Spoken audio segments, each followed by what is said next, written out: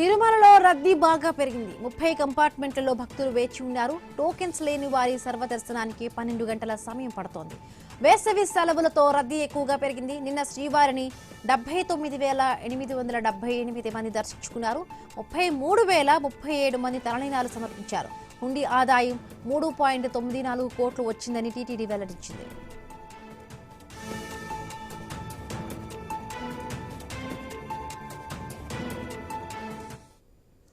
తిరుమలలో పెరిగిన రద్దీకి సంబంధించి మరిన్ని పూర్తి అప్డేట్స్ మా కరెస్పాండెంట్ గోపినాథ్ అందిస్తారు. గోపినాథ్, వేసవి సెలవులు వీకెండ్ రోజులు కావడంతో తిరుమలకి పెద్ద ఎత్తున నిన్నటి నుంచి కూడా తరలి వస్తున్నారు.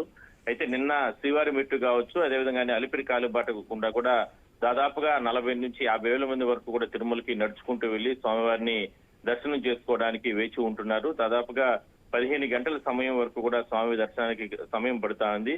అందువల్లనే శ్రీవారి దర్శనానికి, ఎందుకంటే ప్రధానంగా ఇతర రాష్ట్రాలు ఎన్నికలు అయిపోయిన నేపథ్యంలో పెద్ద ఎత్తున తిరుమలకు భక్తులు వస్తున్నట్లు టీటీడీ కూడా గుర్తించడం జరిగింది. మన 2 తెలుగు రాష్ట్రాల నుంచే కాకుండా తమిళనాడు నుంచి పెద్ద సంఖ్యలో భక్తులు వస్తూ ఉంటారు.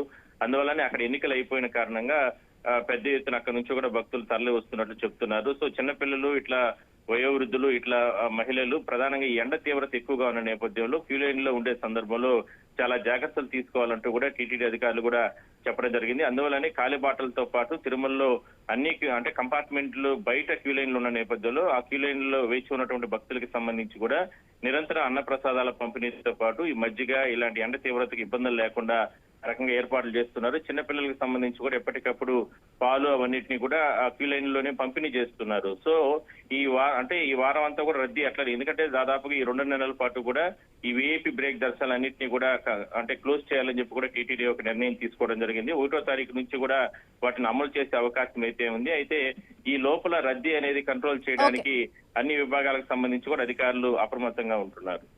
Right, thank you Gopinath.